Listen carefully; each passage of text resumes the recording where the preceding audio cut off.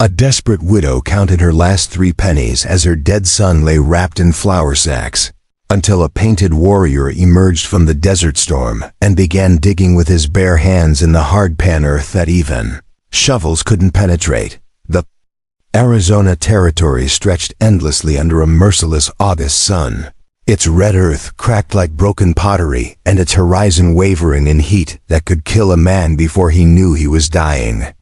In the ramshackle settlement of Copper Falls, where the mine had played out 2 years ago and hope had followed it into the darkness, Martha Colleen McKenna sat on the splintered steps of what had once been the company store, counting coins that wouldn't buy salvation.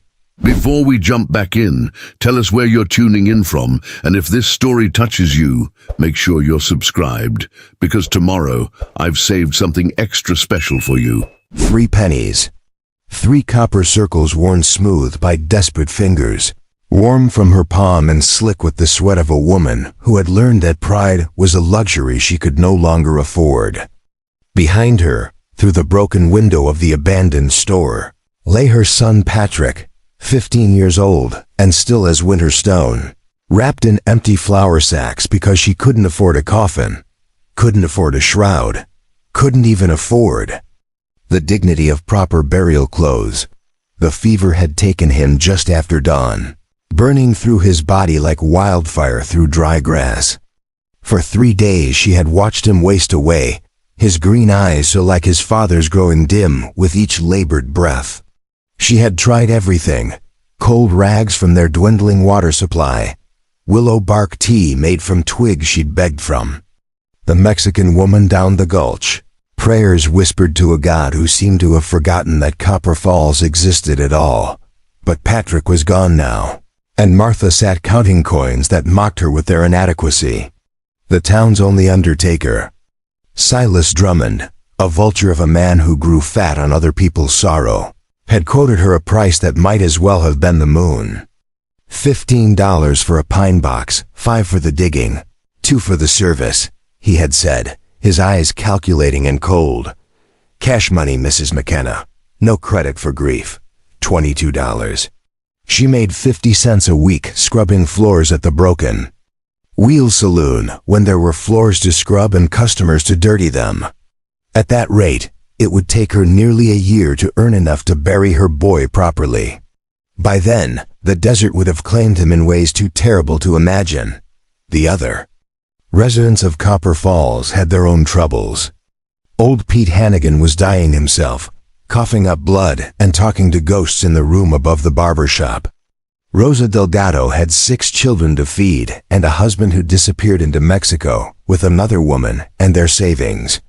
The widow Thompson lived on charity herself, selling her late husband's clothes piece by piece just to buy beans and hardtack. There was no help to be found among people who were drowning in their own desperation.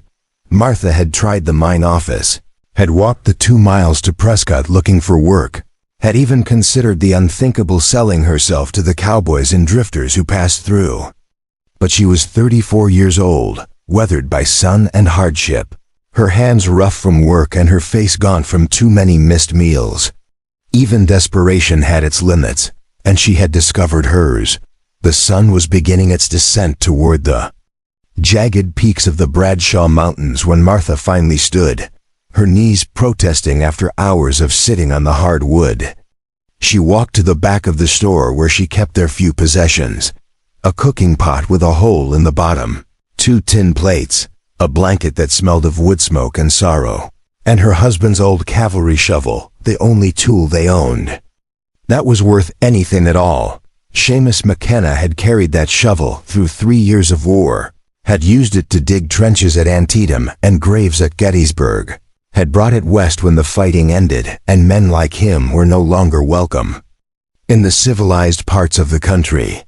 He died using it too, buried under a mine cave-in that took him and 2 other Irishmen who'd been desperate enough to work a claim everybody knew was dangerous. Now, Martha hefted the shovel in her hands, feeling its familiar weight. The wooden handle was worn smooth by her husband's grip, stained dark with years of honest sweat. If she couldn't afford to have Patrick buried, She would have to do it herself. The ground was hard as iron and twice as unforgiving. But what choice did she have? She wouldn't let her boy lie unburied. She wouldn't let the coyotes and buzzards have him. She walked to the edge of town, where the desert reclaimed everything. Man tried to build. There was a small cemetery here, marked by wooden crosses and stone cairns, where the other victims of Copper Fall's slow death had been laid to rest. The ground was harder here than anywhere else, baked by the sun and leached of moisture until it was more like rock than soil. But it was where Patrick belonged, next to his father and the other men who had died chasing dreams in this godforsaken place. Martha drove the shovel into the earth with all her strength. It rang like a bell and barely scratched the surface. She tried again and again, putting her full weight behind each blow. Her hands, already blistered from years of hard work, began to bleed. Her back screamed in protest. Sweat stung her eyes and soaked through her threadbare dress.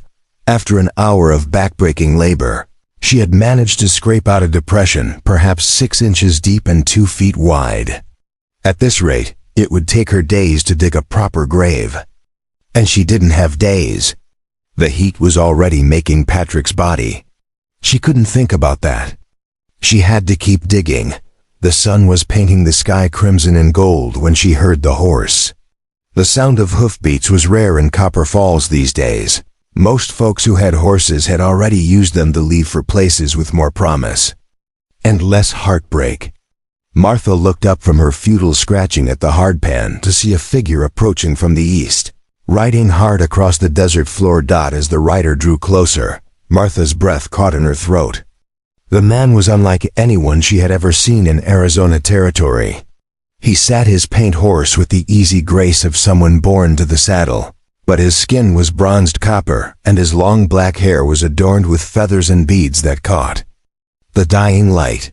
2 diagonal stripes of white paint marked his cheeks, and his bare chest bore scars that told stories of battles fought and survived. He was Comanche. Martha had heard the stories. Of course. Everyone in the territory had heard about the raids, the killings, the children taken in the night never to be seen again. The papers back east painted them as devils in human form, savages who knew no mercy and gave no quarter. But this man, riding slowly into her dying town as if he owned the very ground beneath his horse's hooves, didn't look like a devil. He looked like something else entirely, something ancient and powerful and completely out of place in her world of broken dreams and empty pockets. The Comanche stopped his horse 20 yards away and dismounted with fluid grace. He was tall and lean, with the kind of strength that came from a lifetime of surviving in a land that killed the weak without hesitation. His dark eyes swept over the pathetic grave she had been trying to dig, then moved to her face with an intensity that made her feel as if he could see straight through to her soul. For a long moment, they stared at each other across the dusty cemetery. Martha's heart hammered against her ribs, but not entirely from fear. There was something in this stranger's presence that commanded respect, even from a desperate Irish widow who had nothing left to lose. He radiated a quiet authority that made the territorial politicians and mine bosses she dealt with seem like children playing dress-up. Then, without speaking a word, the Comanche walked to where she stood and extended his hand toward the shovel. Martha hesitated, her grip tightening on the handle. This was her husband's tool, her only means of giving Patrick the burial he deserved. But when she looked into the warrior's eyes, she saw something unexpected, understanding. Not pity, which she had learned to hate, but recognition of one person in pain reaching out to another. She released the shovel. Comanche took it in his powerful hands and examined it briefly, running his fingers over the worn wood and testing the blade's edge. Then he turned to the stubborn ground that had defeated her efforts and raised the tool above his head. When it came down, it did so with the force of a man who had spent his life wresting survival from an unforgiving land. The sound was different, not Preparing and narrating this story took us a lot of time, so if you are enjoying it, subscribe to our channel. It means a lot to us now. Back to the story. The futile ring of metal against stone, but the solid thunk of a blade finding purchase.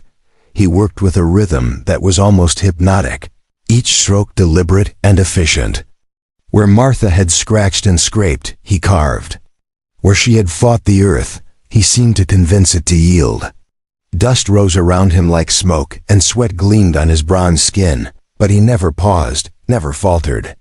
The grave took shape under his hands as if the desert itself was cooperating with his will. Martha watched in amazement as the hole deepened.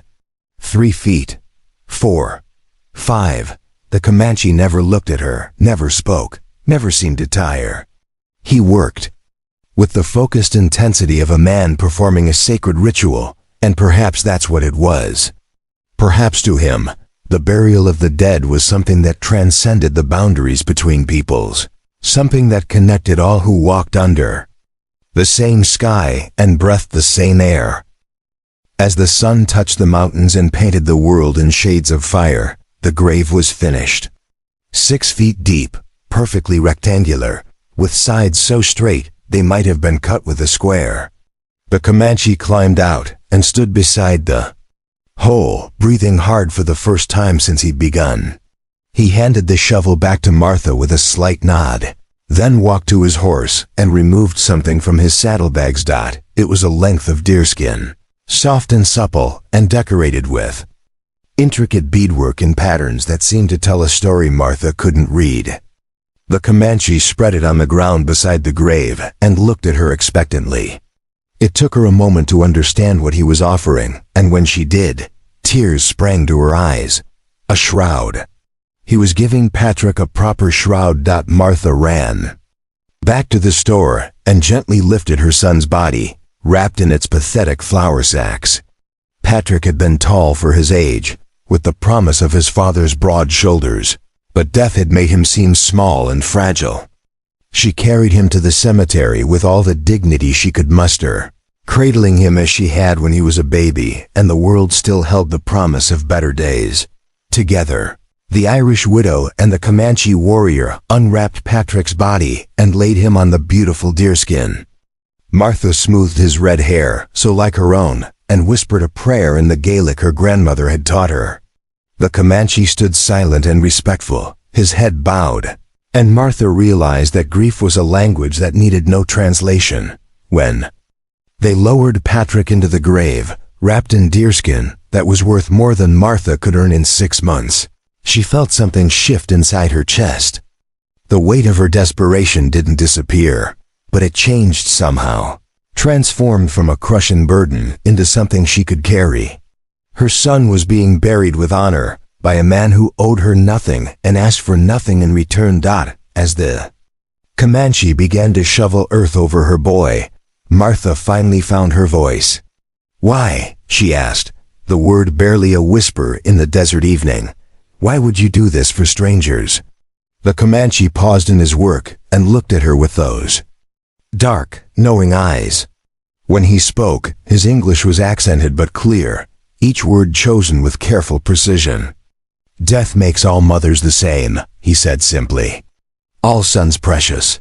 With those words he resumed his work, filling the grave with steady, measured strokes. By the time the last shovelful of earth was patted down and smoothed, full darkness had fallen over Copper Falls. The Comanche gathered a pile of stones and arranged them in a cairn over the grave, then produced a small leather pouch from his belt and sprinkled something over the burial site. "Tobacco, perhaps, or sage," he spoke. Words in his own language then, his voice low and rhythmic, carrying across the desert night like a song. Martha didn't understand the words, but she felt their power, their reverence, their acknowledgement of a life that had ended too soon. When he finished, he stood silently for a moment, then turned to face her. "Your son walks the spirit trail now," he said. "He is not lost." Before Martha could respond, before she could thank him or ask his name or try to understand what had just happened, the Comanche was walking back to his horse. He mounted with the same fluid grace he had shown in everything else, gathered his reins, and looked back at her one last time. "The debt is paid," he said, though Martha had no idea what debt he meant.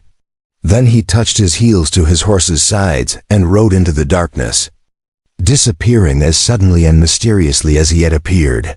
Martha stood alone beside her son's grave, surrounded by the vast emptiness of the Arizona desert. The 3 pennies were still in her pocket, warm and useless, but somehow their inadequacy no longer mattered. Patrick was buried with honor, wrapped in beauty, mourned by both his mother and a stranger who had seen something in her desperation that demanded action. As she walked back toward the dying town of Copper Falls, Martha McKenna felt the first stirring of something she hadn't experienced in months. Hope. Not hope for wealth or comfort or an easy life. Those dreams had died with her husband in the mine. But hope that there was still kindness in the world, still connection between souls who recognized each other's pain. Hope that tomorrow might bring something more than just another day of survival. Behind her, the cairn of stone stood sentinel over her son's grave, and somewhere in the darkness, a mysterious Comanche rode toward whatever destiny had brought him to this place at this moment. The desert wind whispered through the sagebrush, carrying the scent of sage and the promise of storm. And Martha McKenna walked home knowing that her life had been touched by something larger than herself. The debt was paid, the warrior had said. But what debt? And paid to whom? As Martha settled into her lonely bed in the abandoned store, those questions followed her into an uneasy sleep, along with the memory of dark eyes that had seen her pain and chosen to act. Tomorrow would bring new challenges, new struggles, new reasons to count insufficient pennies. But it would also bring the possibility of understanding, of discovering what force had set a Comanche warrior to dig her son's grave when no one else would lift a finger to help. In the distance, thunder rumbled across the mountains, promising rain that might break the drought that had gripped the territory for 3 months. Martha pulled her thin blanket closer and allowed herself to believe that sometimes miracles came disguised as storms.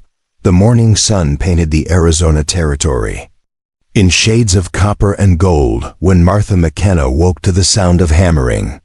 She bolted upright in her makeshift bed on the floor of the abandoned store, her heart racing as the rhythmic pounding echoed through the thin walls.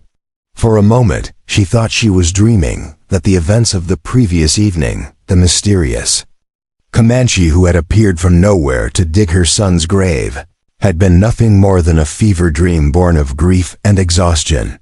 But the hammering continued, steady and purposeful, coming from somewhere behind the building. Martha wrapped her threadbare shawl around her shoulders and crept to the back window, peering through a crack in the boards that someone had nailed over the glass months ago. When the store finally closed for good, what she saw made her breath catch in her throat. The Comanche warrior was still there, kneeling beside a small fire he had built in the shelter of an overhanging rock formation.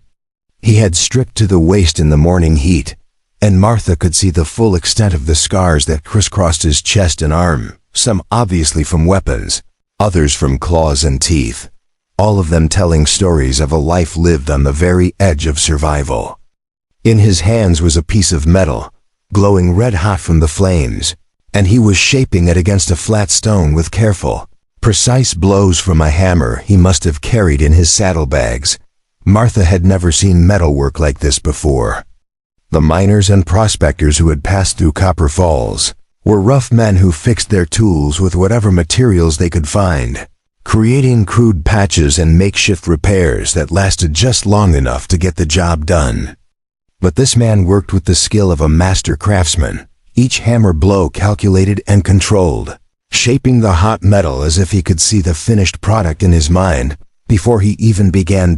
As she watched, transfixed by the rhythmic dance of creation, Martha realized what he was making. A cross. Not the rough wooden markers that dotted the cemetery, carved from whatever lumber could be scrounged and weathered gray by the desert sun, but a cross of metal that would endure long after wood had rotted away to nothing. the Comanche worked in silence, pausing occasionally to reheat the metal in the fire or to examine his progress with the critical eye of someone who accepted nothing less than perfection. There was something almost religious about his concentration, as if this simple act of creation was a form of prayer in itself.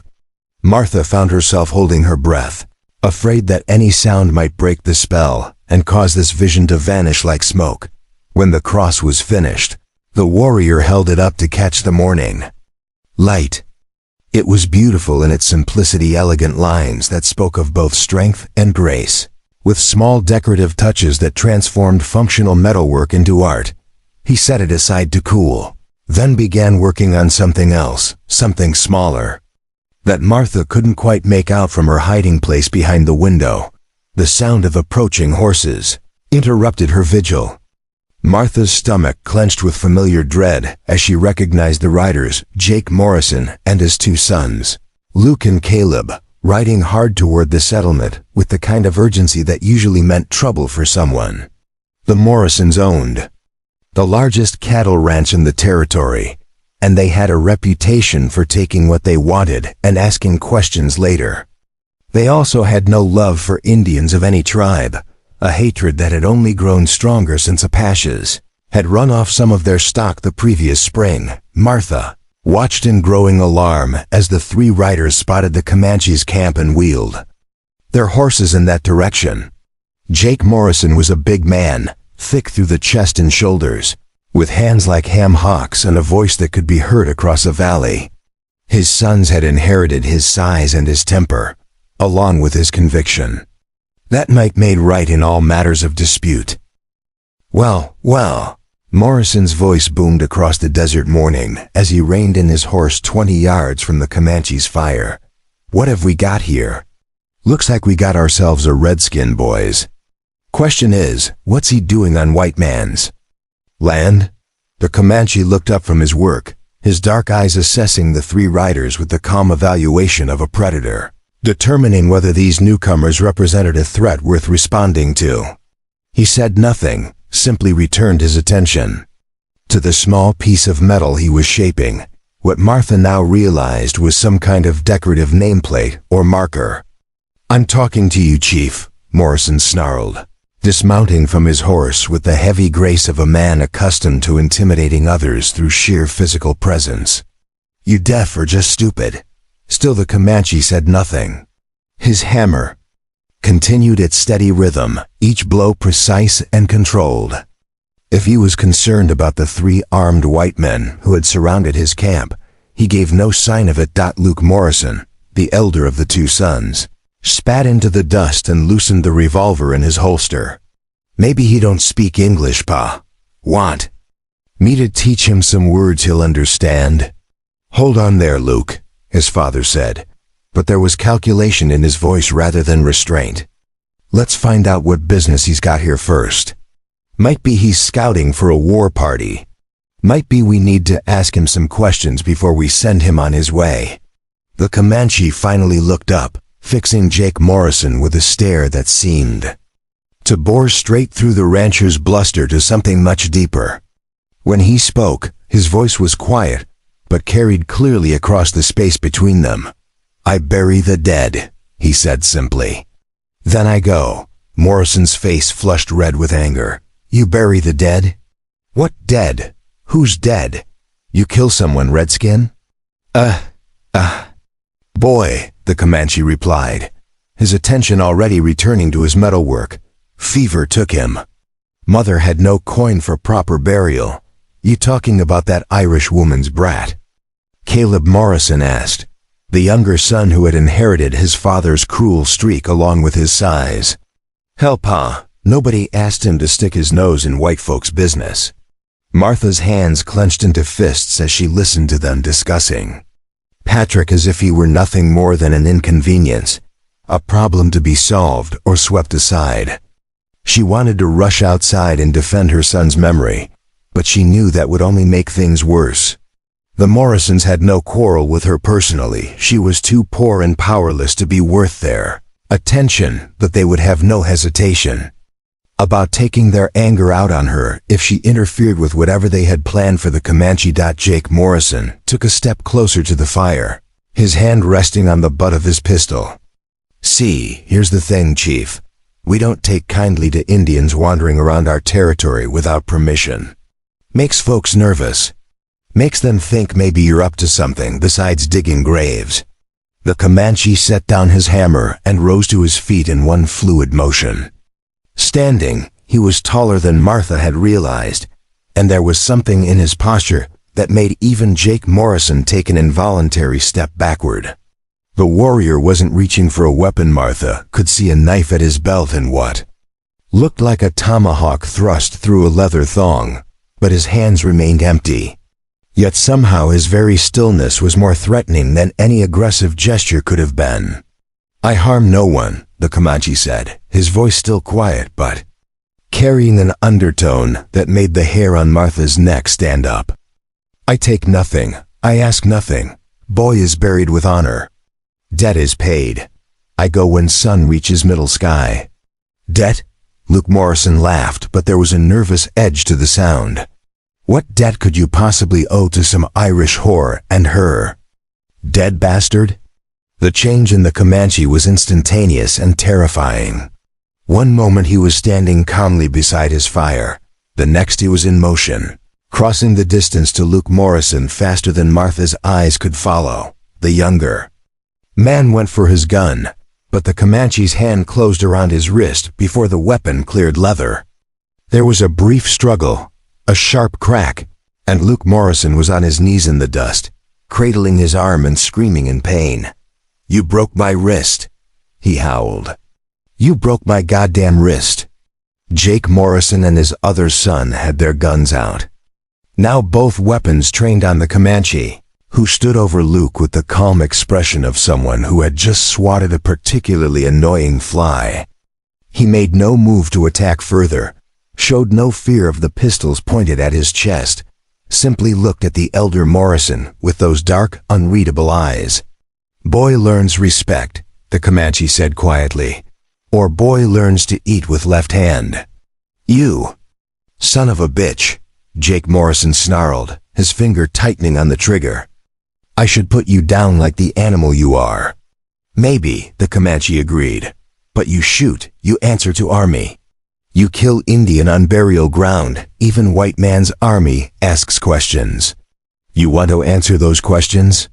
Morrison's face went through several shades of red and purple as he wrestled with his anger and his practical understanding of the situation. The territorial authorities took a dim view of civilians who stirred up trouble with the tribes, especially when that trouble might lead to raids and reprisals that could disrupt the profitable business of extracting wealth from the Arizona desert. A dead Comanche might satisfy Morrison's pride, but it could also bring a cavalry patrol asking uncomfortable questions about why 3 armed men had found it necessary to shoot an unarmed Indian who was peacefully burying a white child. "This ain't over," Morrison finally said, holstering his weapon with obvious reluctance. "You better be gone when I come back through here, Chief. Gone and forgotten. Because next time I might not be feeling so neighborly." He helped his injured son to his feet and boosted him onto his horse, then mounted his own animal with the stiff movements of a man whose pride had taken a beating along with his boy's wrist.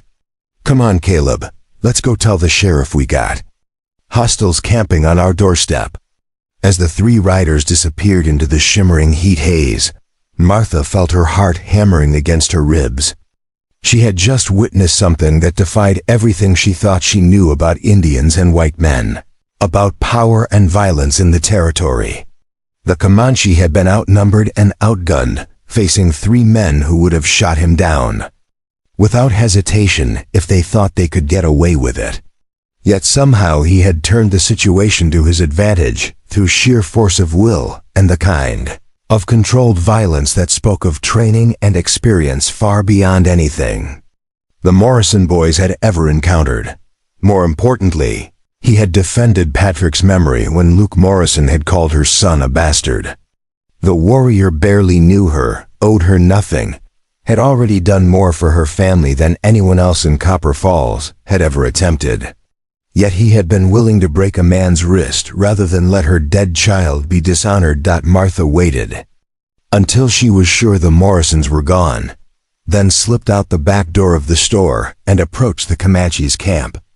He had returned to his metalwork as if nothing had happened, the only sign of the recent violence being Luke Morrison's hat, which lay forgotten in the dust beside the fire. "Thank you," Martha said quietly, not sure how else to begin. The Comanche looked up from his work, and for the first time since she had met him, Martha saw something that might have been surprise in his dark eyes. "You heard," he said. "It wasn't a question. I heard.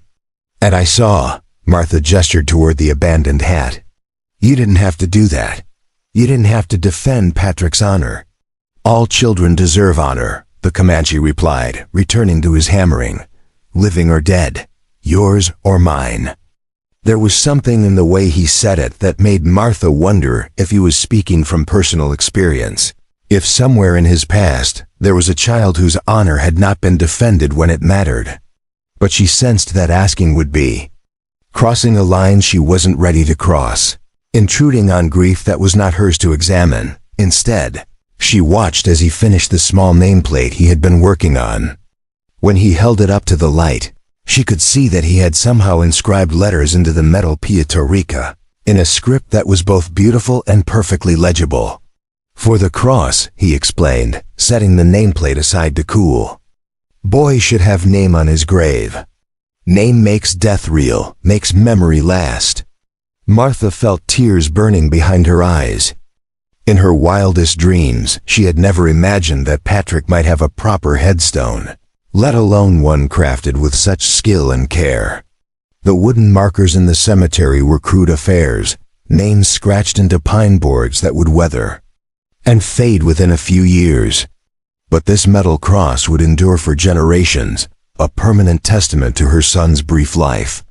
"I don't understand," she said, her voice barely above a whisper. "Why are you doing this? What debt are you talking about? I've never seen you before yesterday." The Comanche was quiet for so long that Martha began to think he wouldn't answer. He gathered up his tools and banked the fire, then walked to where his horse stood hobbled in the shade of a mesquite bush. From his saddlebags, he withdrew something wrapped in soft leather and brought it back to where she waited.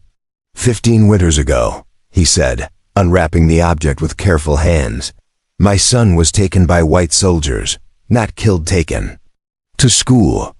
In far place where they cut his hair, teach him to speak like white man, tell him to forget his people." Martha gasped as she saw what he held.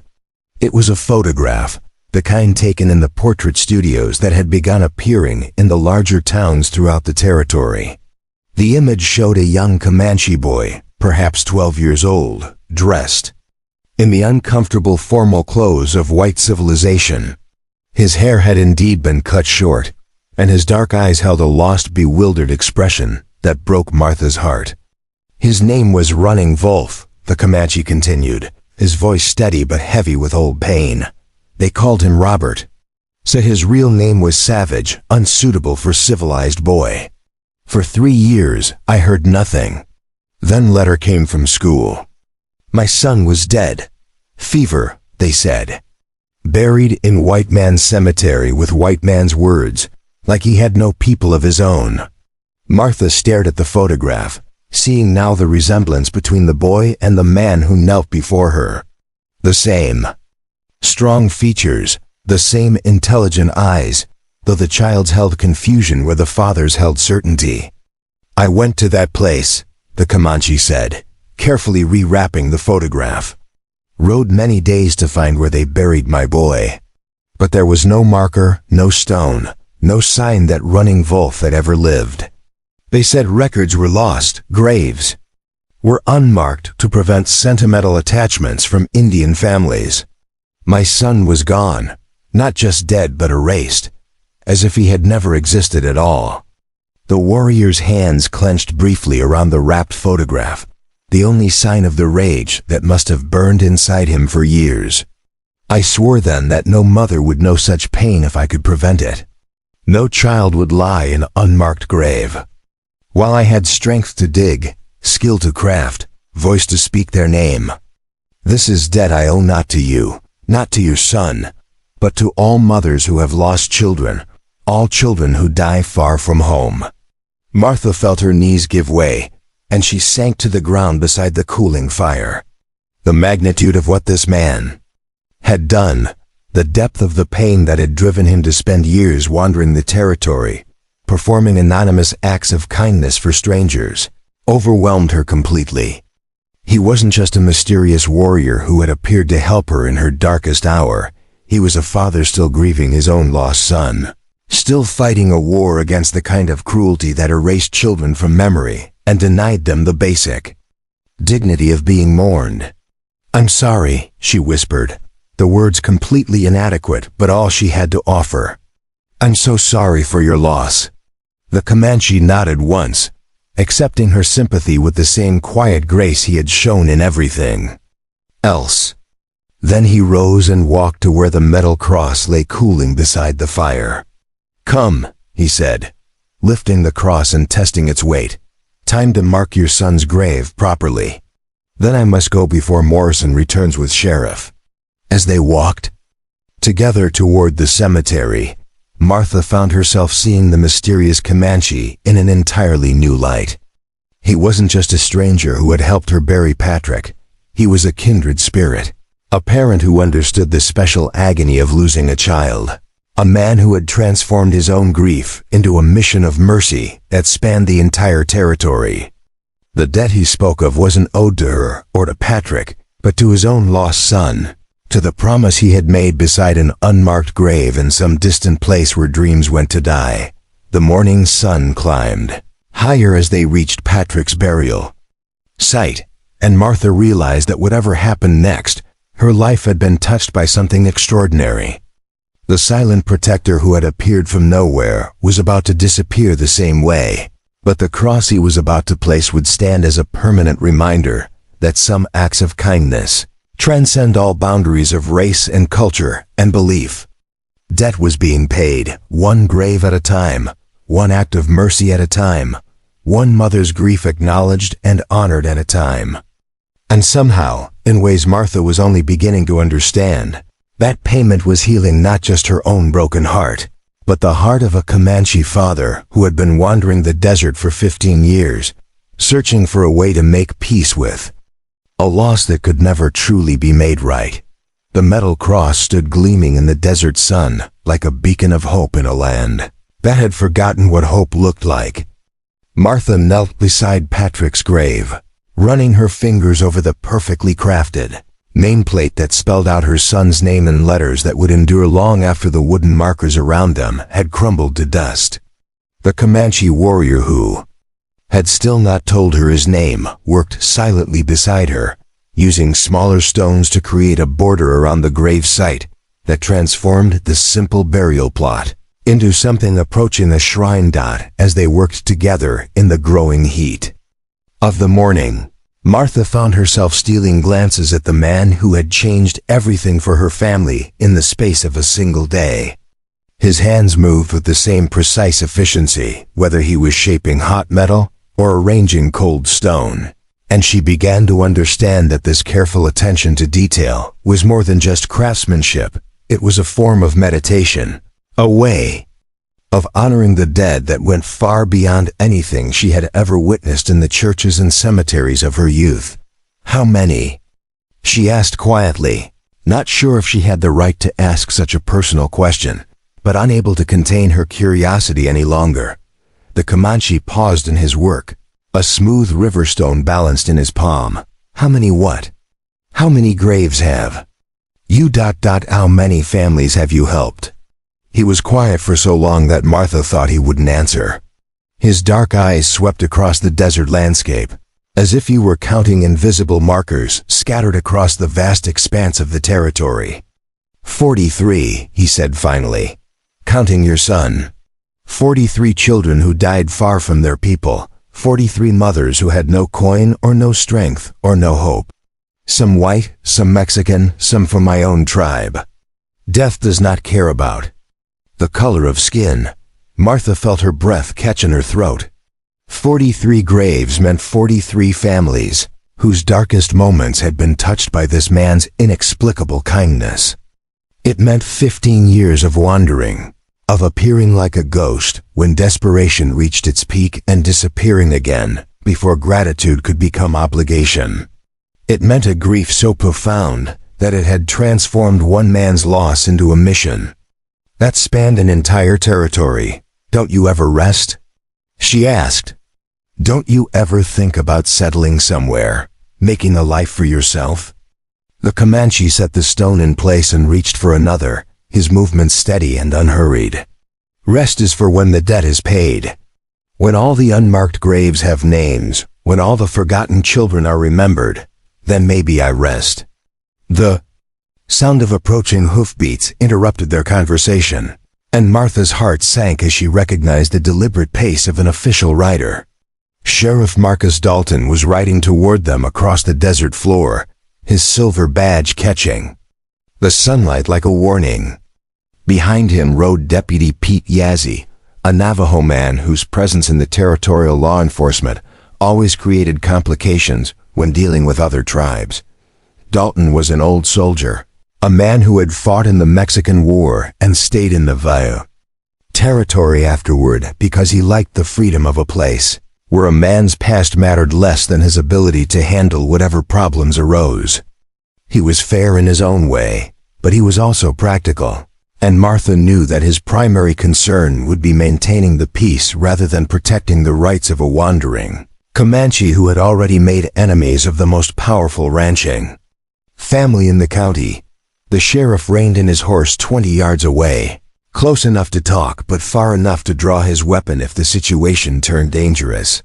His eyes took in the scene, the beautifully crafted cross, the carefully arranged stones, the obvious care that had been taken with Patrick's burial, and Martha saw something like surprise cross his weathered features. "Morning, Mrs. McKenna," Dalton said, touching the brim of his hat in a gesture of respect that was probably more than most lawmen would have offered to a poor Irish widow. "I heard you had some trouble yesterday." "No trouble, Sheriff," Martha replied, rising to her feet and dusting off her worn dress. "Just a burial that needed doing." Dalton's gaze shifted to the Comanche, who had continued working with the stones, as if the arrival of armed lawmen was of no more consequence than the appearance of desert lizards. "Jake Morrison says different. Says this fellow broke his boy's wrist, threatened the whole family." "Jake Morrison's boy called my dead son a bastard," Martha said, her voice steady despite the anger that flared in her chest. "This man defended Patrick's honor when no one else would." The sheriff's expression didn't change, but Martha caught a flicker of something irritation, perhaps, or disgust, that suggested he was familiar with Luke Morrison's mouth and the trouble it regularly caused. Pete Yazzie shifted uncomfortably in his saddle, his dark eyes fixed on the Comanche with an intensity that spoke of recognition, or at least familiarity with what he was seeing.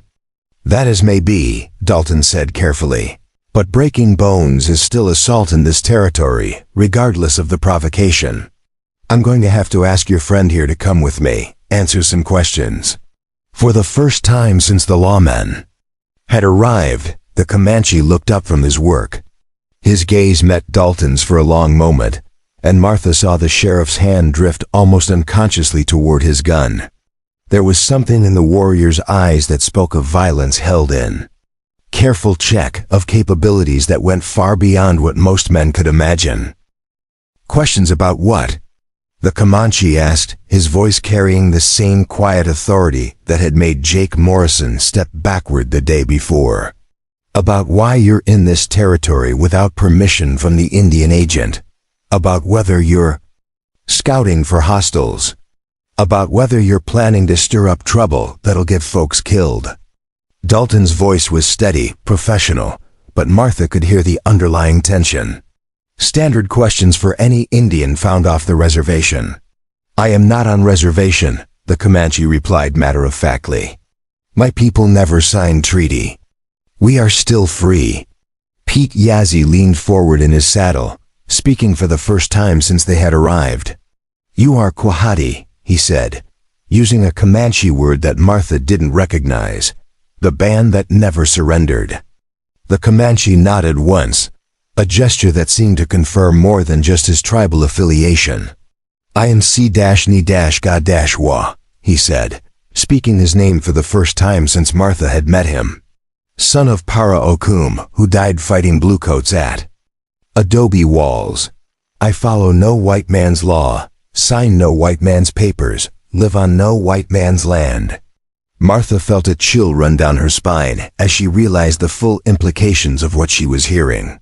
The Quahati Comanche were legendary throughout the territory, the last free band of one of the most feared warrior tribes in North America. While other Comanche groups had been forced onto reservations years ago, the Quahati had continued to roam the vast expanses of the Llano Estacado, appearing like ghosts to raid settlements and disappearing again into country so harsh that even the U.S. Army hesitated to follow them. And now one of their warriors was standing in the cemetery of a dying mining town, having spent the night crafting a memorial for an Irish boy he had never met, speaking calmly to lawmen who had the authority to arrest him but probably lacked the ability to hold him.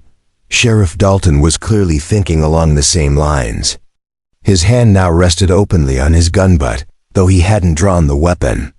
"C-Ni-Ga-Wa," he said, trying to pronounce the unfamiliar syllables. "That's supposed to mean something to me?" "It means he who seeks the lost," Pete Yazzie translated, his voice filled with something that might have been awe.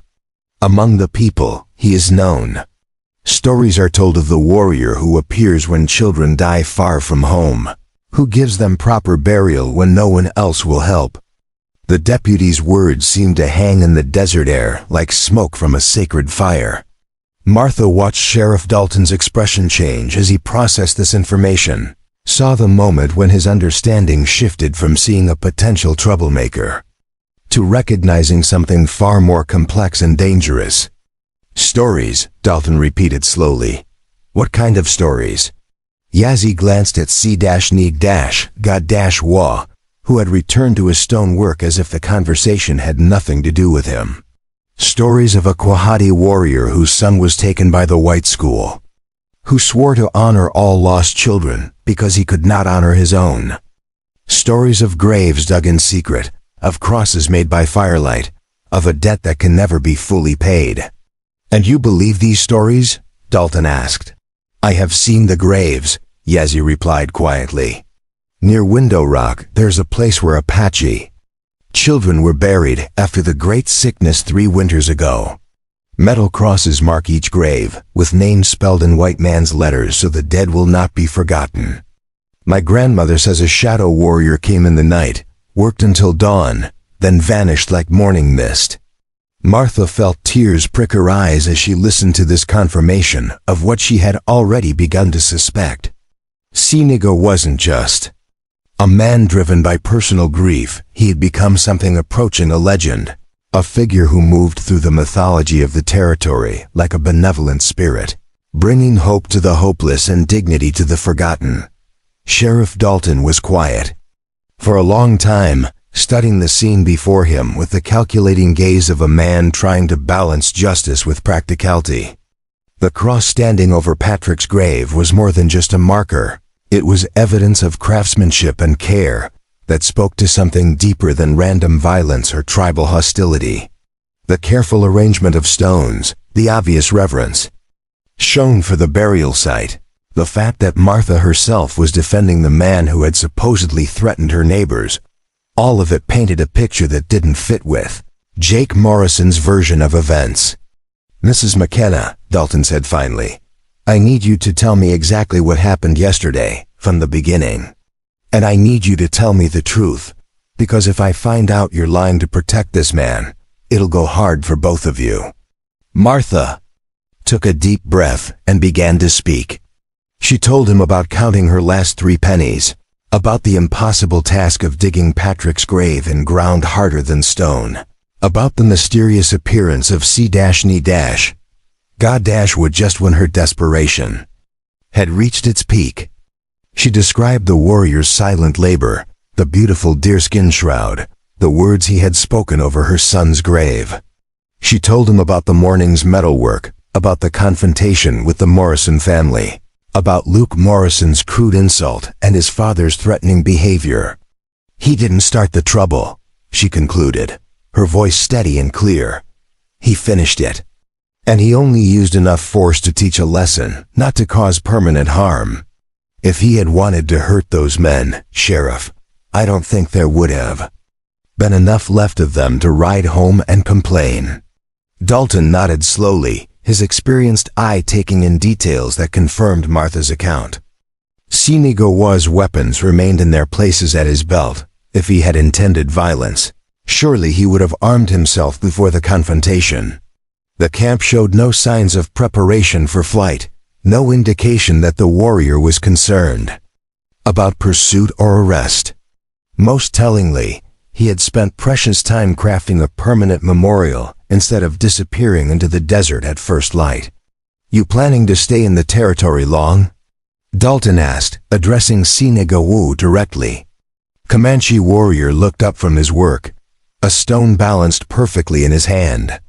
"Until sun reaches middle sky, then I go." "Go where?" Sinigawa's gaze drifted toward the southern mountains, where heat haze shimmered like water above the distant peaks, where the spirits call. "There is always another mother, always another child who dies forgotten.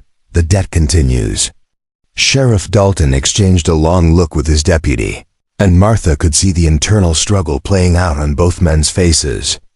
By the letter of the law, they should arrest Sinigawa for assault, for being off the reservation without permission, for any of a dozen territorial regulations designed to keep the peace between white settlers and Indian tribes.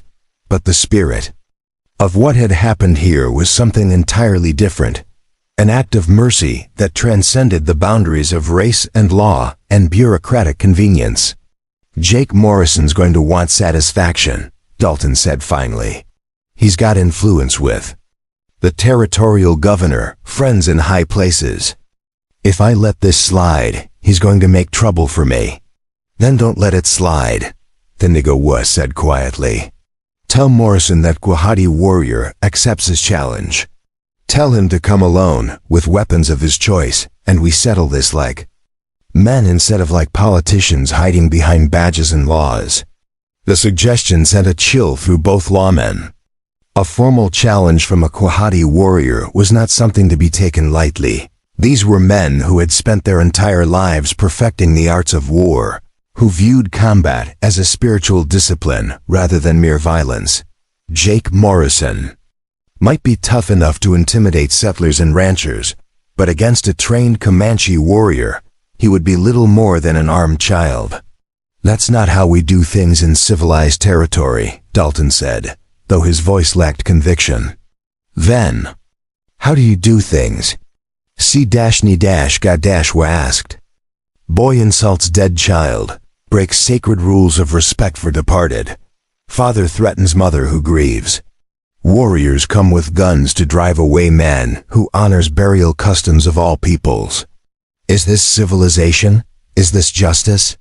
The questions hung in the air like arrows fired at a target too large to miss. Martha watched Sheriff Dalton struggle with the implications of what the Comanche had said, saw the moment when the lawman realized that his authority was built on foundations that might not be as solid as he had always believed. Pete Yazzie cleared his throat softly, drawing attention to himself. "Sheriff," he said carefully, "there might be another way. Traditional way that satisfies honor without bloodshed." Dalton turned to his deputy with visible relief. "I'm listening. In the old days when there was conflict between peoples, sometimes it was settled by competition instead of combat. Test of skill, test of courage, test of character. Winner gains honor, loser accepts judgment, everyone goes home alive."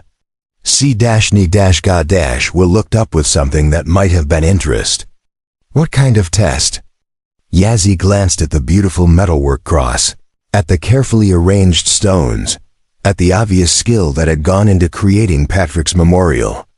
Morrison claims you're just a savage, says Indians don't understand civilized craftsmanship. Maybe he'd like to prove that claim. Maybe he'd like to show everyone that white man's work is superior to Indian work. A crafting contest? Martha asked, beginning to understand where the deputy was heading. Morrison fancies himself a blacksmith, Yazzie continued. Has a forge at his ranch, makes his own horseshoes and tools. Takes pride in his metalwork. If he's so sure that Indian hands can't create anything worth having, maybe he'd be willing to put his reputation where his mouth is. Sheriff Dalton was nodding slowly, seeing the wisdom in his deputy's suggestion. Public contest. Best piece of metalwork wins. Loser admits he was wrong, pays for any damages, and everybody moves on with their lives. C-Ni-Ga- considered this proposal with the same careful attention he gave to everything else. And if Morrison refuses, then he's admitting that he's afraid of being beaten by a savage, Dalton replied with a slight smile. Around here, that kind of cowardice tends to be remembered for a long time. The Comanche warrior nodded once, a gesture that carried the weight of formal acceptance. I agree to this test. But winner chooses prize, and loser pays without complaint. Fair enough, Dalton said. I'll ride out to Morrison's place this afternoon, put the proposition to him. My guess is his pride won't let him back down, especially with his boys watching. As the two lawmen prepared to leave, Martha felt a strange mixture of hope and dread settling in her chest. The immediate crisis had been averted, but she sensed that larger forces were now in motion, currents of conflict and resolution that would determine not just C-Ni-Ga- was single quotes as fate, but the future of everyone in the territory who found themselves caught between different worlds and different ways of understanding justice. Sheriff, she called as Dalton gathered his reins, when will this contest take place? Tomorrow morning, he replied. Dawn, at the old mining camp. Public witness, fair judging, final resolution. He paused, studying C-Ni-Ga- with eyes that had seen enough of life to recognize genuine courage when he encountered it. May the best man win. As the lawmen rode away into the shimmering heat, Martha found herself alone once again with the mysterious warrior who had transformed her world. But now everything was different. Now there were stakes beyond her family's grief, consequences that would ripple far beyond the boundaries of one small cemetery in a dying mining town. The debt C-Ni-Ga- was about to be tested in ways that neither of them could have imagined, and Martha realized that tomorrow's contest would determine far more than who possessed superior skill with hammer and anvil. It would determine whether mercy and honor could triumph over prejudice and cruelty, whether the ancient ways of settling disputes could coexist with the modern world's hunger for simple answers to complex questions. The sun climbed higher in the desert sky, and Patrick's cross gleamed like a promise of justice yet to come. Dawn broke over the abandoned mining camp like a crimson wound across the desert sky, painting the skeletal remains of the old stamp mill and rusted machinery in shades of blood and gold. Word of the contest had spread through the territory faster than wildfire, drawing spectators from settlements 50 miles away, who had ridden through the night to witness what many were calling the strangest showdown in Arizona territory. History. The old mining camp, which had been silent for 2 years since the silver played out, now buzzed with the excitement of men and women hungry for entertainment in a land where diversion was as rare as rain. Martha McKenna stood at the edge of the growing crowd, her heart hammering against her ribs as she watched the preparations unfold. Someone had dragged 2 portable forges to the center of the camp's main clearing, positioning them 20 yards apart like dueling pistols. Coal smoke already rose from both fires, tended by volunteers who worked the bellows with the rhythmic precision of men who understood that the quality of the flame would determine the quality of the work.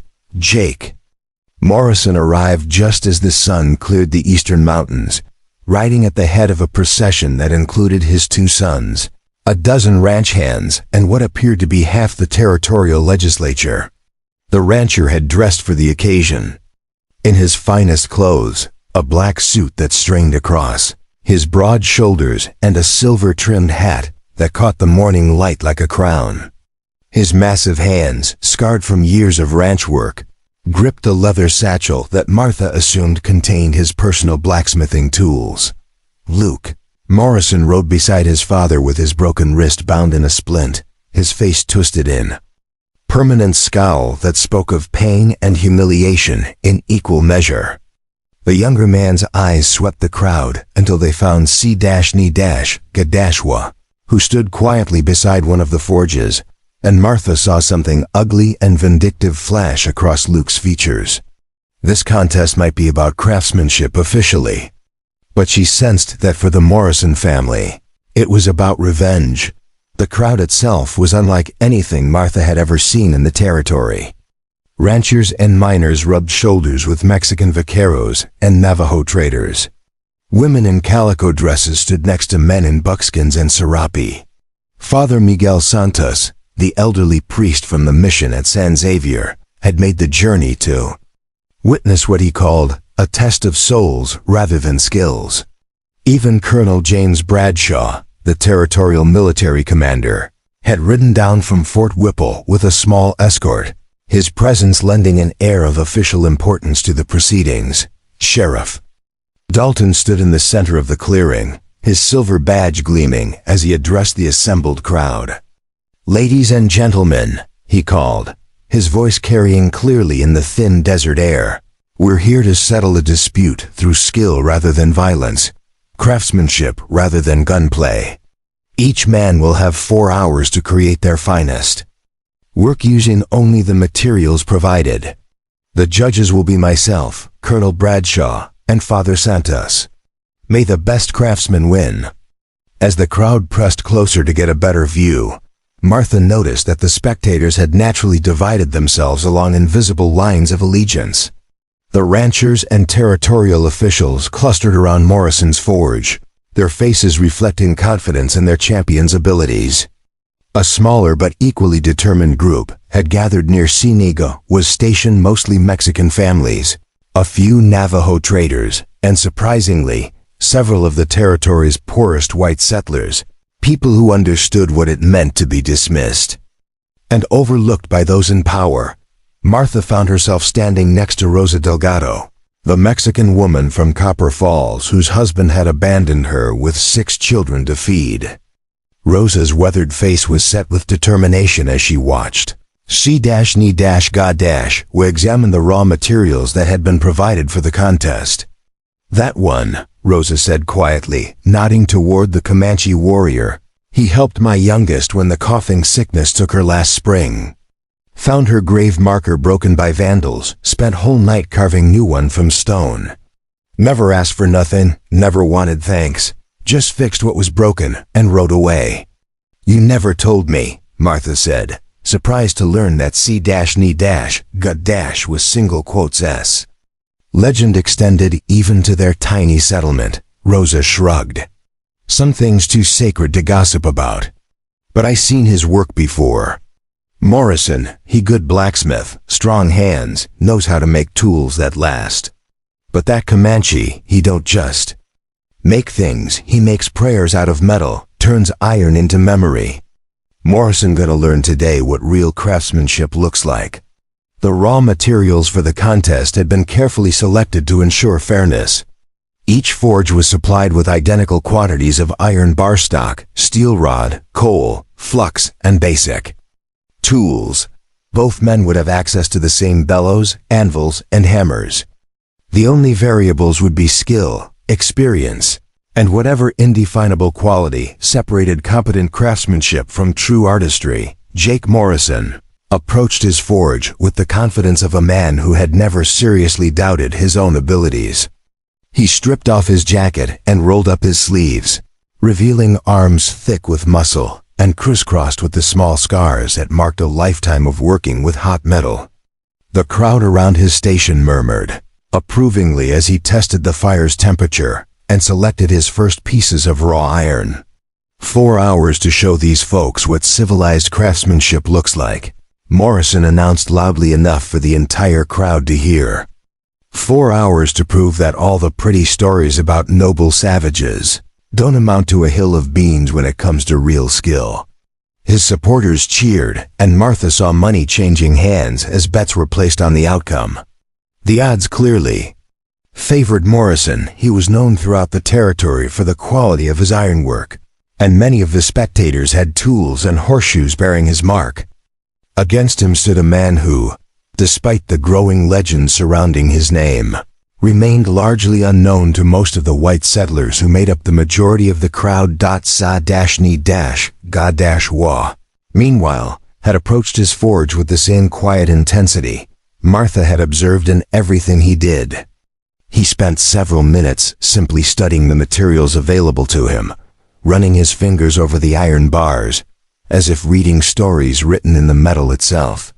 When he finally selected his first piece, he held it up to catch the morning light, examining its grain and texture with the focused attention of a man who understood that great work began with perfect understanding of the raw materials. The contest officially began when Sheriff Dalton fired his pistol into the air, and immediately the character differences between the two contestants became apparent.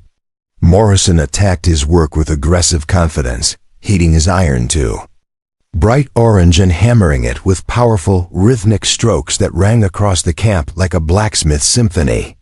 His supporters cheered with each shower of sparks, each dramatic flourish of his hammer, each display of raw strength and technical competence. C-ni-ga- were worked more quietly, heating his metal to precise temperatures and shaping it with controlled strikes that seemed almost gentle compared to Morrison's thunderous blows.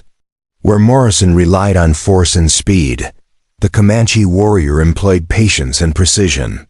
Where Morrison's work announced itself with noise and spectacle, C-ni-ga- with single quotes as progress was marked by an almost meditative silence broken only by the soft hiss of hot metal meeting water and the gentle tap of hammer against steel. As the first hour passed, both men's projects began to take recognizable shape. Morrison was creating what appeared to be an elaborate gate latch, complete with decorative scrollwork and functional hinges. It was the kind of piece that would grace the entrance to a fine ranch house, proclaiming the owner's prosperity and taste to everyone who passed through. The work was undeniably skilled, every joint fitted perfectly, every curve flowed smoothly into the next. Every detail spoke of technical mastery refined through years of practice. Gawa's project was harder to identify in its early stages. He seemed to be creating multiple components simultaneously, shaping pieces that didn't obviously relate to each other, but which Martha suspected would eventually combine into something unexpected. His movements had taken on the rhythm of a ritual dance, each gesture flowing seamlessly into the next, as if the entire process had been choreographed in advance.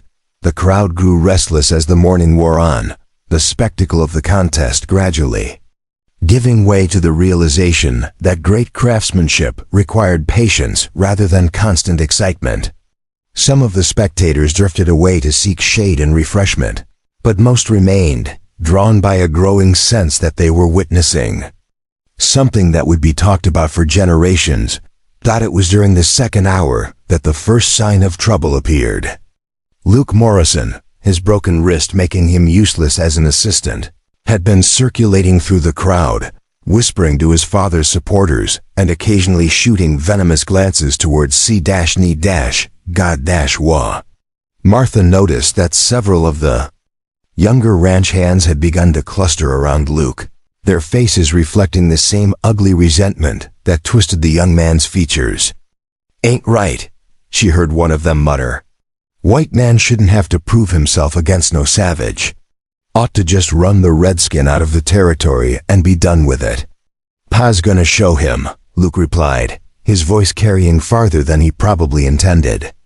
"Gonna show all these folks what happens when you get above your station. Indians are good for digging ditches and breaking horses, not for competing with civilized men." The hostile undercurrent in Luke's group was noticed by others in the crowd. And Martha saw Deputy Pete Yazzie moving quietly through the spectators, positioning himself where he could intervene if trouble erupted. The deputy's dark eyes were alert and wary, reading the crowd's mood with the skill of a man who had learned to anticipate violence before it happened. Meanwhile, the contest continued with both men now, deep in the focused concentration that marked the transition from preparation to creation. Morrison's gate latch was taking on impressive proportions, its decorative elements becoming increasingly elaborate as the rancher pushed his skills to their limits. Roses bloomed in iron along the edges, their petals so delicately rendered that they seemed to tremble in the desert breeze. Vines twisted through scrollwork that demonstrated not just technical competence, but genuine artistic vision. But it was Sine-Gawa's work that had begun to draw the attention of the more knowledgeable spectators. Colonel Bradshaw, himself a former engineer, had moved closer to the Comanche's forge and was watching the warrior's technique with obvious fascination. Father Santos, too, had abandoned his position with the other judges to observe the methodical precision with which Sine-Gawa shaped each component of his mysterious project. "Remarkable," the priest murmured to the colonel. "I've seen master craftsmen in Mexico City, artisans trained in the old Spanish traditions. But this is something different. He's not just shaping metal, he's conducting the conversation with it." The colonel nodded, his experienced eye taking in details that most of the crowd missed. "The temperature control is extraordinary. See how he's working that steel at exactly the right heat for each operation. And the way he's building stress patterns into the structure. It's not just beautiful, it's engineered to last centuries." As the third hour began, Sine-Gawa's project started to reveal its true nature. The separate components he had been crafting with such care began to fit together in ways that transformed their individual purposes into something greater than their sum. What had appeared to be random pieces of decorative ironwork were actually elements of an intricate sculpture, not a functional object like Morrison's gate latch, but something that existed purely to honor beauty and meaning. The sculpture depicted a tree, its trunk rising from a base, decorated with symbols that Martha recognized from the Comanche's burial ceremonies. The branches reached upward and outward, each one supporting leaves so delicately wrought that they seemed to flutter in the slightest breeze. But it was the tree's roots that drew gasps from the knowledgeable spectators, a complex network of intertwining elements that seemed to disappear into the base before emerging again in unexpected places, creating an effect that suggested both the visible and hidden connections between all living things. Jake Morrison, hearing the murmurs of appreciation from the crowd, glanced over at his competitor's work and felt his confidence waver for the first time since the contest began. His gate latch was undeniably skilled, a piece that any rancher would be proud to display on his property. But besides Sine-Gawa's tree of iron and memory, it suddenly seemed crude and earthbound, functional rather than transcendent. The rancher redoubled his efforts, adding increasingly elaborate details to his creation in an attempt to match the artistic sophistication of the Comanche's work. But Martha could see that Morrison was now working against himself, his earlier confidence replaced by a desperate need to prove his superiority that was causing him to make small but telling mistakes. A curve that should have flowed smoothly instead showed the marks of hasty correction. A joint that would have been perfectly fitted in his earlier work now showed tiny gaps where heat and haste had caused the metal to move unexpectedly. As the final hour approached, the tension in the crowd became palpable. Morrison's supporters, who had been confidently predicting their champion's victory, now watched with growing unease as Sine-Gawa put the finishing touches on his masterpiece. The Comanche had begun to add details so fine that they seemed impossible: individual bark patterns on the tree's trunk, tiny insects resting on the metal leaves, birds so small they could barely be seen but so perfectly rendered that they seemed ready to take flight. The contest's climax came when C-Ni-Ga- began the final assembly of his tree. Each branch and root had been crafted separately, but now they came together with the precision of a master puzzle, fitting into place with soft clicks that spoke of tolerances measured in fractions of inches. As the last component slid home, the entire sculpture seemed to come alive, its iron leaves catching and reflecting the afternoon light in ways that created the illusion of constant, subtle movement. When Sheriff Dalton fired his pistol to signal the end of the contest, a profound silence fell over the crowd. Morrison's gate latch stood completed on his anvil, its decorative ironwork gleaming in the desert sun, a piece that any craftsman would be proud to claim. Functional and beautiful, and built to last for generations. But beside it, Sinigawa's tree seemed to exist in a different realm altogether, a creation that transcended the boundaries between craft and art, between function and meaning, between the possible and the miraculous. The judging was swift and unanimous. Colonel Bradshaw, his engineer's eye unable to find flaw in either the conception or execution of the iron tree, simply nodded his approval. Father Santos crossed himself and whispered what sounded like a prayer in Spanish. Sheriff Dalton, faced with a decision that seemed to make itself, stepped forward to address the silent crowd. "The winner," he announced, his voice carrying clearly, "in the desert air, is Sinigawa of the Quahati Comanche." The silence that followed was broken by the sound of Luke Morrison's angry cursing as he pushed through the crowd toward his father's forge. But the expected explosion of protest from Morrison's supporters never came.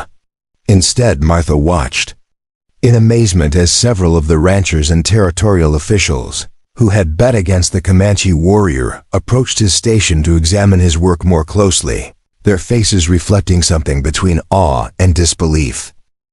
Jake Morrison himself stood staring at that dash was single quotes' masterpiece, his massive hands hanging loose at his sides. The defeat had been so complete, so undeniable, that even his enormous pride couldn't find purchase for argument or complaint. He had been beaten not just by superior skill, but by a vision of what metal could become that had never occurred to him in all his years of working iron. "The prize," Sheriff Dalton continued, turning to address Sinigawa directly, "the winner chooses his prize as agreed." The Comanche warrior wiped his hands on a leather cloth and approached the center of the clearing where Morrison stood waiting. For a long moment, the two men studied each other, the defeated rancher and the victorious artist, the representative of territorial power and the embodiment of ancient wisdom. "I choose this," Sinigawa said quietly, his voice carrying to every member of the crowd. "Jake Morrison will speak no more of savages and civilization. He will remember that skill and honor know no boundaries of blood or tribe. And when his son's wrist heals, perhaps he too will learn that respect is earned through actions, not inherited through accident of birth." Morrison nodded slowly, the gesture of a man acknowledging not just defeat but the justice of his defeat. "Agreed," he said, extending his hand to Sinigawa. "You've earned that much and more." As the two men shook hands in the center of the clearing, Martha felt something shift in the air around them, not just the resolution of a personal conflict, but the opening of possibilities that had seemed impossible just hours before. The contest had been about more than craftsmanship. It had been about the capacity of human beings to recognize excellence regardless of its source, to choose respect over prejudice when confronted with undeniable truth. The crowd began to disperse as the afternoon heat made standing in the open desert unbearable, but many of the spectators approached Sinigawa's forge for a closer look at his iron tree. Martha watched as hardened ranchers and skeptical officials found themselves studying the intricate details with the same reverence they might show to a religious artifact. Some reached out tentatively to touch the metal leaves, drawing their hands back in surprise when they discovered that the iron was already cool enough to handle, despite having been shaped just hours before. But it was Father Santos who best captured what many were feeling as he stood before the iron tree with tears streaming down his weathered cheeks. "It's not just a sculpture," he said to no one in particular. It's a prayer made manifest, a hymn sung in iron. This is what the human spirit can achieve when it transcends the boundaries we place on ourselves. As the sun began its descent toward the western mountains, Martha realized that everything had changed. The contest had settled the immediate dispute between Sinigawa and the Morrison family, but it had also transformed how the territory's residents understood the possibilities of their shared future. They had witnessed proof that excellence could emerge from the most unexpected sources, that wisdom could be found among people they had been taught to dismiss, that beauty could bloom even in the harshest and most unlikely circumstances. Debt that C-Ni-Ga- had spoken of was still being paid. One act of unexpected grace at a time, one moment of recognition at a time. And Martha McKenna, standing beside Patrick's grave marker in the growing shadows of evening, understood that she was no longer just the recipient of that grace. She was now part of the network of witnesses who would carry the story forward, ensuring that the lesson of the iron tree would outlive the metal from which it was shaped.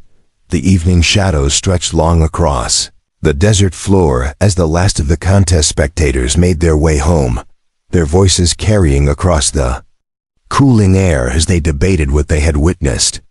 Martha McKenna found herself alone with Sinigawa beside his forge, watching him carefully dismantle his tools and pack them into his worn leather saddlebags.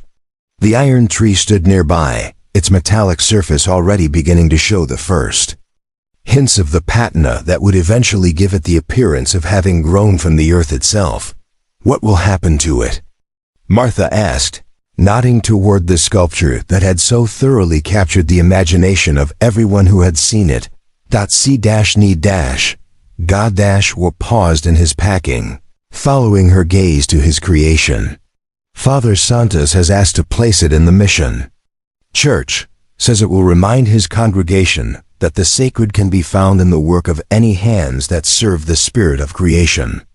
Martha nodded, somehow unsurprised that the old priest had recognized the deeper meaning embedded in the iron branches and leaves. But as she watched C-Ni-Ga- will continue his methodical preparation for departure, a growing sadness settled in her chest. This man who had transformed her darkest hour into something approaching hope was preparing to disappear as mysteriously as he had arrived, leaving only Patrick's beautiful cross and the memory of impossible kindness. "You're leaving tonight," she said. It wasn't a question. "Before dawn," he confirmed, securing the last of his tools. "The debt here is paid. There are others who need what I can give." "But what about ... Martha hesitated, unsure how to voice the feeling that had been growing inside her since the contest ended. "What about the people here who might need you? The children who will die far from home, the mothers who will count coins that aren't enough?" C-Ni-Ga- looked at her with those dark, knowing eyes that seemed to see straight through to her soul. "You think the debt can only be paid by one man, walking alone through the desert?" Before Martha could answer, the sound of approaching footsteps made them both turn. Deputy Pete Yazzie was walking toward them across the darkening camp, his official badge glinting in the last rays of sunlight.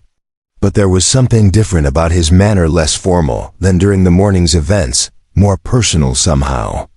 "Evening, Mrs. McKenna," Yazzie said, touching the brim of his hat respectfully. Then, turning to C-Ni-Ga, he switched to a language Martha didn't recognize, speaking in the flowing syllables of what she assumed was Navajo. C-Ni-Ga were replied in the same tongue, and the two men carried on a brief but intense conversation, while Martha stood awkwardly to one side, understanding none of the words but sensing the weight of whatever was being discussed. Finally, Yazzie turned back to her with an expression that mixed respect with something approaching awe. "Mrs. McKenna, there's something you need to know about what happened here today. Something about why this man appeared in your life when he did." Martha felt her heart skip a beat. "What do you mean?"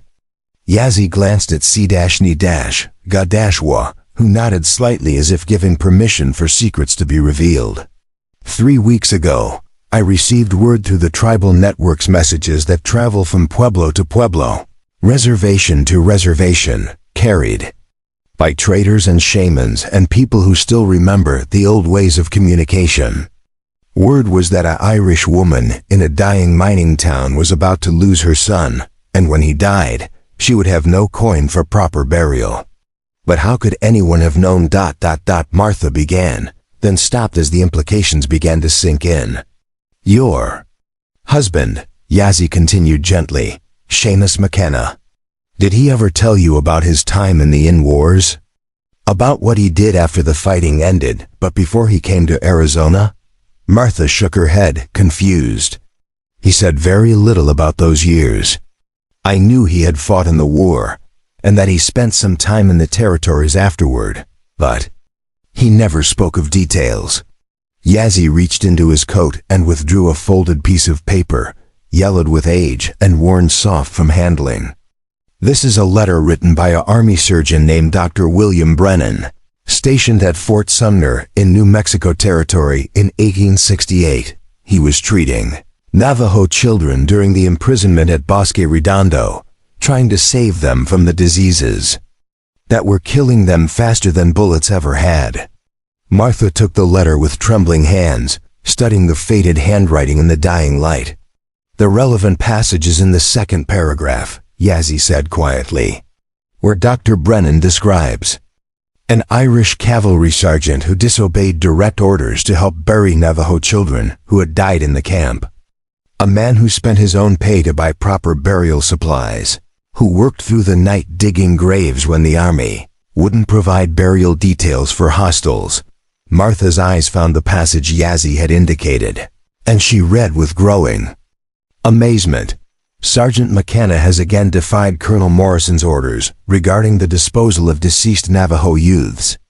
Despite repeated warnings, he continues to provide Christian burial for the children, arguing that the dead deserve respect regardless of their race or the circumstances of their demise.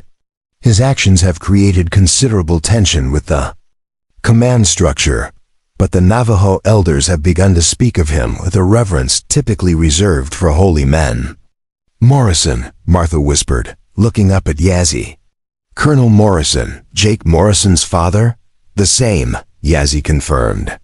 The hatred Jake Morrison bears for Indians didn't start with rustled cattle or territorial politics. It started with his father's humiliation at Fort Sumner, when an Irish sergeant repeatedly made him look like a fool in front of his own command by insisting that Navajo children deserved the same dignity in death that would be given to white children. Martha felt the world spinning around her as pieces of a puzzle she hadn't even known existed began falling into place. But what does this have to do with Patrick? With Sinigawa appearing when he did? It was Sinigawa himself who answered, his voice soft with old memory. At Bosque Redondo, I was young warrior, captured in raid and imprisoned with my people. I watched children die every day from hunger, from disease, from despair that ate at their spirits until they had no will to live. Most were thrown into unmarked holes like garbage, forgotten before the earth was even packed down over their bodies. He paused, his eyes distant as he relived memories that obviously still caused him pain. But some children were buried with honor, wrapped in clean blankets, laid in proper graves with markers that bore their names. These burials were done by Irish soldier who defied his commanders, who spent his own money and risked his own future to ensure that our young ones were treated as children rather than as casualties of war. Martha's hands tightened on the letter as understanding flooded through her. Seamus, you're talking about my husband. Your husband saved the souls of 17 Navajo children during his time at Bosque Redondo, Sinigawa continued. But more than that, he saved something in me. I was ready to die, ready to stop fighting and let the white man's diseases take me as they had taken so many others. But watching Sergeant McKenna honor our dead, seeing him risk everything to do what his heart told him was right, that gave me reason to live.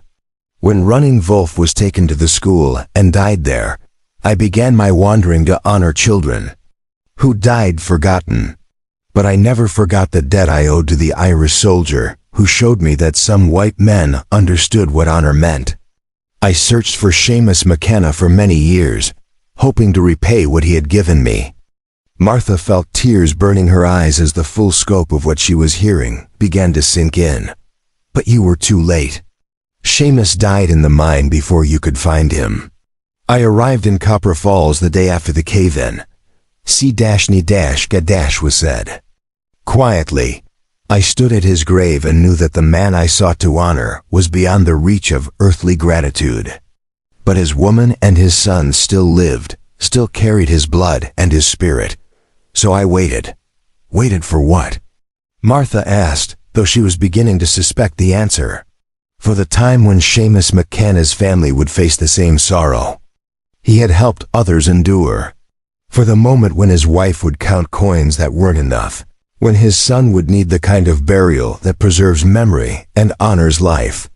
For the chance to repay a 15-year-old debt by ensuring that Patrick McKenna received the same respect his father had given to Navajo children at Bosque Redondo.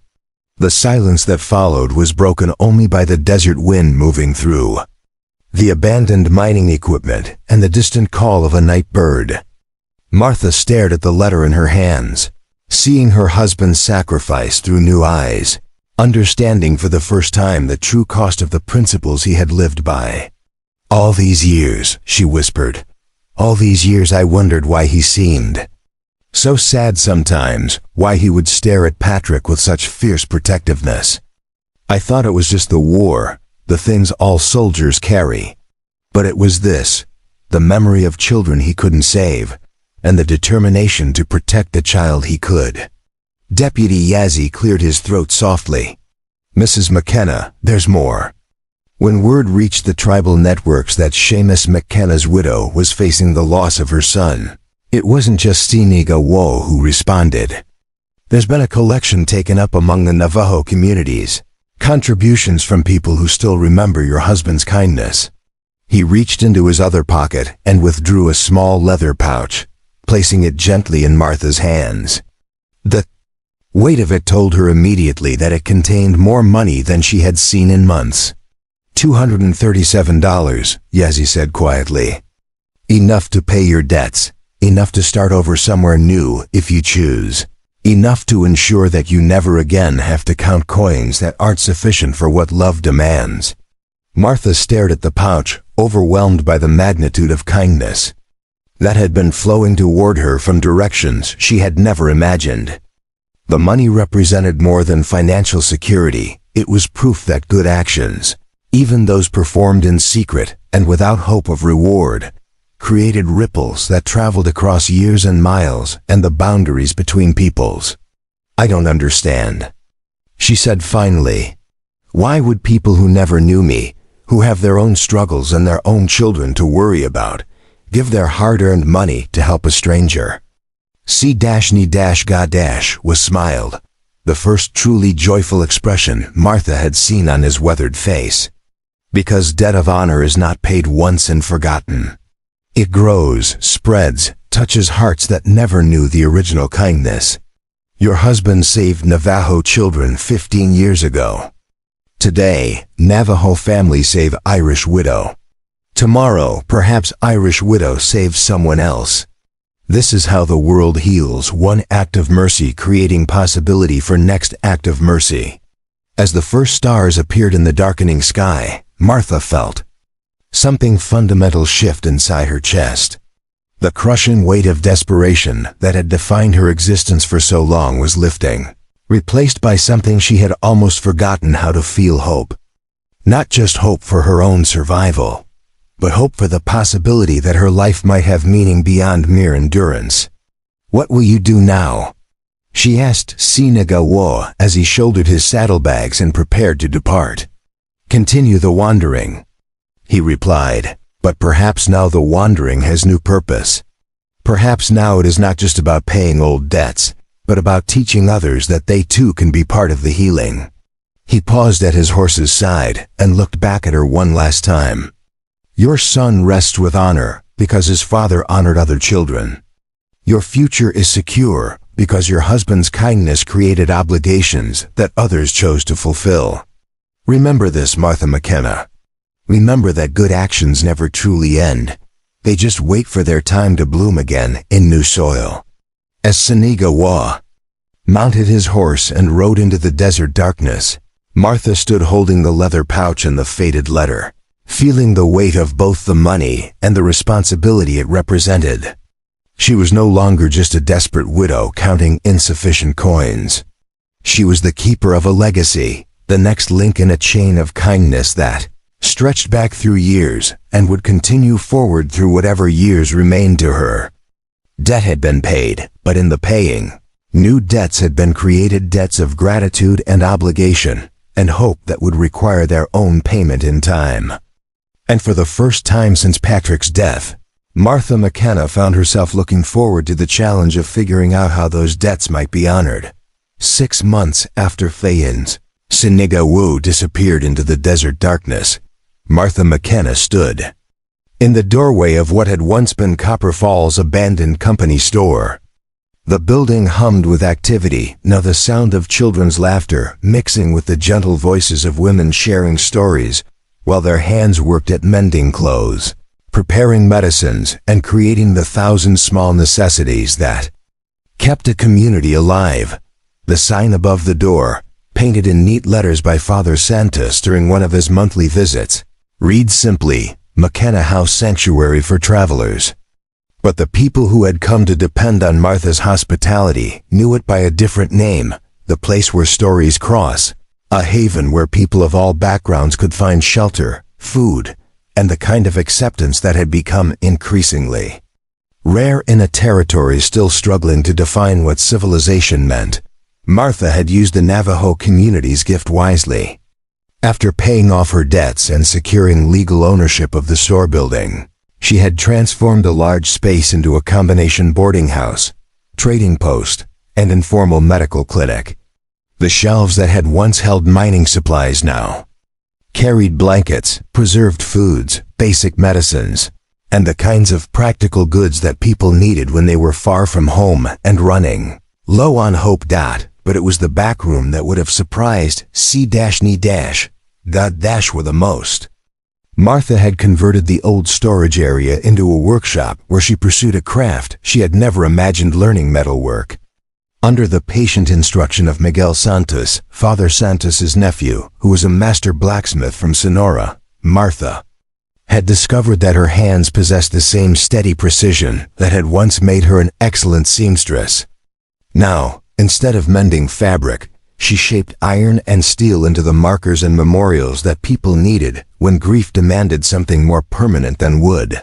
Inspiration for this new calling had come during her 3rd week of operating the sanctuary, when a Mexican family had arrived carrying their grandmother, who had died during the journey north. They had no money for a proper burial, no means of creating a lasting memorial for a woman who had raised 11 children and lived to see 43 grandchildren. Martha had found herself thinking of Patrick's beautiful cross, of the way Singa was. Skilled hands had transformed raw metal into something that would endure long after grief had softened into memory. That night, she had written a letter to Deputy Yazzie, asking if he knew of anyone who could teach metalworking to a widow with more determination than sense. His response had arrived 2 weeks later in the form of Miguel Santos, a quiet man in his 30s who carried his tools in the same kind of worn leather saddlebags that Siniga Wu had used. My uncle says you have need to learn the language of iron, Miguel had said by way of introduction. He says there is debt of teaching. That must be paid forward, link by link, like chain that connects all who serve the memory of the departed. The learning had been difficult. Martha's hands, accustomed to the delicate work of needle and thread, had to develop new calluses and learn to read the subtle color changes that told when metal was ready to be shaped. But Miguel was a patient teacher, and Martha discovered that her experience as a mother had prepared her for the kind of persistence that metalwork demanded. Just as she had once stayed awake all night nursing Patrick through fever, she now spent hours by the forge, practicing the basic techniques that would eventually allow her to create something worthy of grief's requirements. Her first successful project had been a simple cross for the Mexican grandmother's grave, rough work that showed the marks of inexperienced hands, but which carried an emotional weight that transcended technical perfection. The family had wept when she presented it to them, and word of the Irish widow who made memorials for anyone who needed them had begun to spread through the networks of travelers and traders who moved across the territory. Now 6 months later, Martha's workshop had produced markers for 37 graves. Apache children who died far from their tribal lands, Mexican vaqueros killed in range accidents, white settlers claimed by disease or violence or simple bad luck. Her technique had improved dramatically under Miguel's guidance, but she had also developed her own style, simpler than Sine Gawa's elaborate artistry, but no less meaningful, marked by the kind of quiet dignity that comes from understanding loss intimately. The knock on the door came just after sunset, as Martha was banking the forge fire and preparing to close the workshop for the evening. When she opened the door, she found herself facing a young Comanche woman, perhaps 20 years old, holding the reins of a weary horse and cradling a bundle in her arms that could only be a child. "You are the woman who makes markers for the dead?" the girl asked in carefully pronounced English. Martha nodded, her heart already sinking as she recognized the specific quality of desperation that marked parents facing the loss of a child. "Come in," she said gently, stepping aside to allow the young woman to enter. "What do you need?" The girl entered slowly, her dark eyes taking in the workshop with its forge and anvil and racks of finished metalwork. "My daughter," she said quietly, her voice breaking slightly on the words. "The coughing sickness took her 3 days ago. We traveled to my husband's people, but she could not complete the journey." Martha felt familiar tears pricking her eyes as she looked at the bundle in the young mother's arms. Even wrapped in soft deerskin, the child's small form spoke of a life ended too soon, of dreams that would never unfold. "What was her name?" Martha asked. "Little Star," the girl replied. "Tukahupu in the language of the people. She was 2 summers old, and she loved to sing." Martha guided the grieving mother to a chair beside the cooling forge, then went to prepare tea from the herbs she kept for visitors who arrived carrying burdens too heavy to bear alone. As the water heated, she found herself thinking of Patrick, of Sine Gawa's words about debts that could never be fully paid, of the way grief connected all mothers across the boundaries of race and culture and belief. "I have little money," the young woman said as Martha returned with the tea, "but I have this." She reached into her leather pouch and withdrew a small object wrapped in cloth, a bracelet of silver and turquoise, the kind of jewelry that took months to create and represented a family's accumulated wealth. Martha examined the bracelet, recognizing immediately that its value far exceeded what she would normally charge for a grave marker. But she also understood that for this young mother, payment was about more than money. It was about ensuring that her daughter received the kind of honor that only sacrifice could provide. "It's beautiful," Martha said honestly, "but I think we can find a different arrangement." Over the next hour, as they shared tea and the young woman told stories about Little Star's brief but joyful life, Martha learned that the girl's name was Morning Rain and that she was traveling to rejoin her husband's band after visiting her own family for the birth. The coughing sickness had struck suddenly, and by the time they reached Copper Falls, the child was beyond any help that medicine could provide. "There is something else," Morning Rain said as the evening deepened around them. "Something I must tell you. My husband's grandfather was warrior named C-Ni-Ga-Wa. He spoke of this place, of Irish women who learned to honor the dead as he honored them. He said that one day the circle would be complete." Martha felt her breath catch in her throat. C-Ni-Ga-Wa was your husband's grandfather. He died this past winter, Morning Rain said quietly. But before his spirit crossed over, He spoke of debts paid and new debts created, of Irish soldier who honored Navajo children and Irish woman who would honor all children. He said the work would continue through new hands, guided by old wisdom. As the full meaning of this connection settled over her, Martha felt something shift in her understanding of her own role in the larger story that seemed to be writing itself across the territory. She wasn't just a widow who had learned metalwork out of necessity. She was part of a continuing tradition, a link in a chain of mercy that stretched back to her husband's kindness at Bosque Redondo and forward to whatever acts of grace her own work might inspire. "I'll make Little Star's marker," Martha said quietly. "Not for payment, but as part of the debt I owe to your husband's grandfather. And when it's finished, I'd like you to take something else back to your people." She led Morning Rain to a corner of the workshop where a cloth-covered object sat waiting. When she pulled away the covering, it revealed a small iron sculpture, not as elaborate as Sinigawa's masterpiece, but clearly influenced by his technique. It depicted a woman's hands cradling a child, the figures rendered with the kind of loving detail that spoke of personal experience with both motherhood and loss. "I've been working on this for months," Martha explained, "trying to capture something I felt but couldn't express in words. It's meant to honor all the children who died far from home, all the mothers who counted coins that weren't enough, all the fathers who couldn't be there when their families needed them most." Morning Rain approached the sculpture with reverent steps, her eyes wide with wonder at the emotion captured in iron and steel. "It speaks," she whispered. "It speaks the language that all mothers understand." "Then take it to your people," Martha said. "Tell them that the work continues, that the debt spreads like ripples in still water, creating new obligations and new opportunities for grace. Tell them that Little Star will have her marker, and through her, the memory of all lost children is honored." 3 days later, Morning Rain departed Copper Falls, carrying both her daughter's beautiful grave marker and Martha's sculpture. But she left behind something as well, a sense of connection to a larger purpose, a understanding that Martha's work was part of something that transcended individual craft or personal healing. As autumn turned to winter and winter gave way to spring, Martha's reputation continued to spread.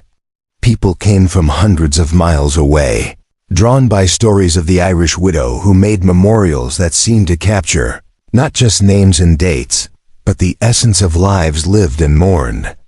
Some came seeking markers for recent losses, others hoping to honor graves that had stood unmarked for years, all of them finding in Martha's quiet workshop a kind of sanctuary, where grief could be transformed into something lasting and beautiful. But it was the letter that arrived on the first anniversary of Patrick's death that completed the circle in ways Martha had never imagined possible. It came through the territorial mail system, written in the careful English of someone for whom the language was not native, postmarked from a place called Pine Ridge in the Dakota Territory. "Dear Mrs. McKenna," the letter began, "my name is Robert Standing Bear, and I was once called Running Wolf. I am writing to tell you that your husband's kindness at Bosque Redondo was not forgotten, and that the work begun by my father Sinigawa continues in ways he never could have imagined. I am now a teacher at the Indian school here, working to ensure that children who die far from home honored with the same respect my father learned from Sergeant McKenna. The circle is complete, but the work continues, with respect and gratitude. Martha." Read the letter 3 times before its full meaning sank in. Running Wolf Sinigawa's lost son had survived the school, had grown to adulthood, had found his own way to honor the debt his father had carried for so many years.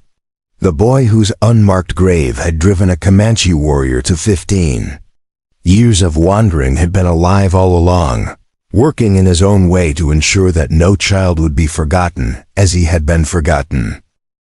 That evening, as Martha stood beside Patrick's grave with its beautiful metal cross gleaming in the sunset light, she felt the presence of all the connections that had brought her to this moment. Her husband's courage at Bosque Redondo, C-Ni-Ga- with single quotes S. Mission of Mercy. The Navajo community's generosity. Morning Rain's trust. Running Wolf's survival and service. All of it woven together into a tapestry of grace that stretched across years and miles and the artificial boundaries between peoples. The debt was paid, but like all true debts of honor, its payment had created new obligations, new opportunities for kindness, new chances to prove that the human spirit could transcend the limitations that fear and prejudice tried to impose. Martha McKenna, who had once counted 3 pennies and found them insufficient for what love demanded, now understood that some currencies could never be depleted. They only multiplied with spending, creating wealth that enriched everyone who chose to receive it. As the stars appeared in the darkening Arizona sky, Martha returned to her workshop and began sketching designs for her next project, memorial that would honor not just the individual dead, but the living network of connection and compassion that their deaths had revealed. The work would continue, link by link, generation by generation, until the debt of mercy encompassed all who needed healing. The circle was complete, but the story would never end. Up next, you've got 2 more standout stories right on your screen. If this one hit the mark, you won't want to pass these up. Just click and check them out. And don't forget to subscribe and turn on the notification bell so you don't miss any upload from us.